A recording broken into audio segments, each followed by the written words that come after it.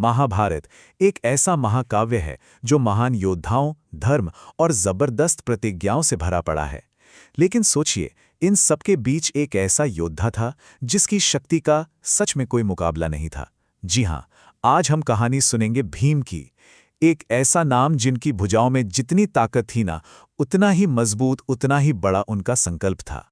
तो जब भी महाभारत के सबसे पावरफुल योद्धा की बात होती है, तो सबसे पहला नाम किसका आता है दिमाग में? अर्जुन का या शायद कर्ण का? लेकिन अगर बात हो एकदम निडरता और फिजिकल स्ट्रेंथ की, तो सिर्फ और सिर्फ एक ही नाम गूंजता है, भीम।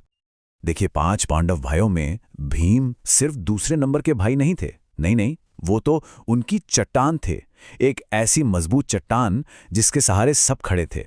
असल में देखा जाए तो भीम की ताकत ही पांडवों का असली बल थी। एक ऐसी शक्ति जो दुश्मनों के दिलों में खौफ पैदा कर देती थी।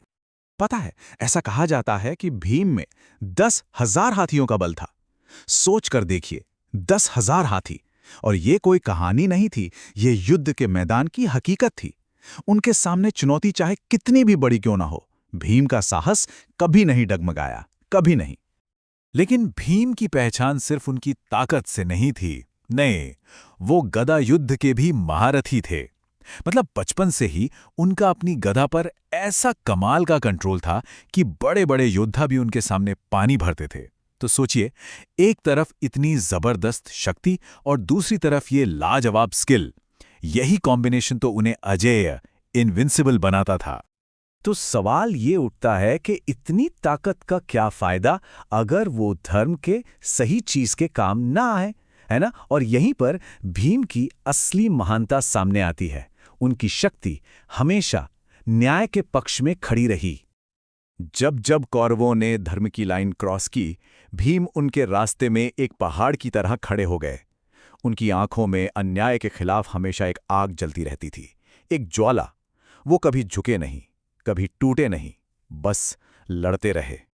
कहते हैं ना, हर हीरो की लाइफ में एक टर्निंग पॉइंट आता है, एक ऐसा पल जो सब कुछ बदल देता है।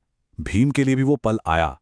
ये वो पल था जब अन्याय ने अपनी सारी हदें पार कर दी थी। एक ऐसी घटना जिसने उनके गुस्से को एक ऐसी प्रतिज्ञा में बदला जो इतिहास में हमेशा के लिए अमर हो गई। और वो दिन था द्रौपदी के चीरहरण का। भरी सभा में हुए उस अपमान ने भीम के अंदर गुस्से की एक ऐसी आग जलाई जो सिर्फ और सिर्फ बदले से ही बुझ सकती थी। बस उस एक पल ने भीम को हमेशा के लिए बदल कर रख दिया। उसी गुस्से की आग में जलते हुए भीम ने एक भयानक प्रण लिया। और ये सिर्फ शब्द नहीं थे, ये उनके जीवन का, उनकी एग्जिस्टेंस का एकमात्र लक्ष्य बन गया था कि हर उस इंसान को सजा देना जो उस अपमान का हिस्सा था। और जानते हैं, यही प्रतिज्ञा महाभारत के महायुद्ध का फाउंडेशन बनी।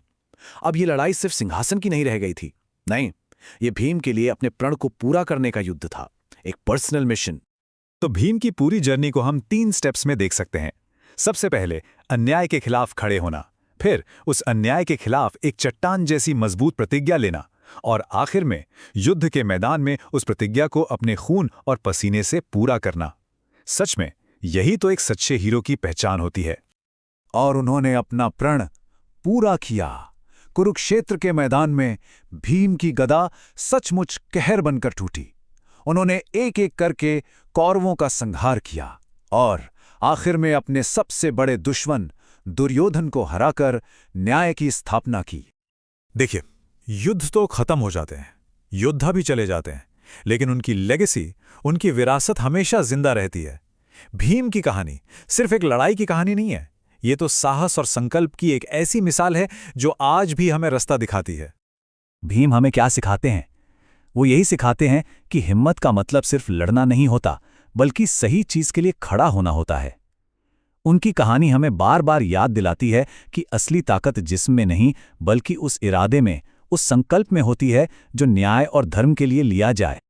तो भीम की ये कहानी हमें एक बहुत बड़े सवाल के साथ छोड़ जाती है। आज के ज़माने में, आज के दौर में साहस का असल मतलब क्या है? जब हम अपने चारों तरफ अन्याय होता देखते हैं, तो क्या हम सब में भीम जैसा साहस है कि हम उसके खिलाफ खड़े हो सकें? शायद असली लड़ाई किसी युद्ध के मैदान में नहीं, बल्कि हर दिन हमारे अपने अंदर लड़ी जाती है। इस पर सोचिएगा जरूर।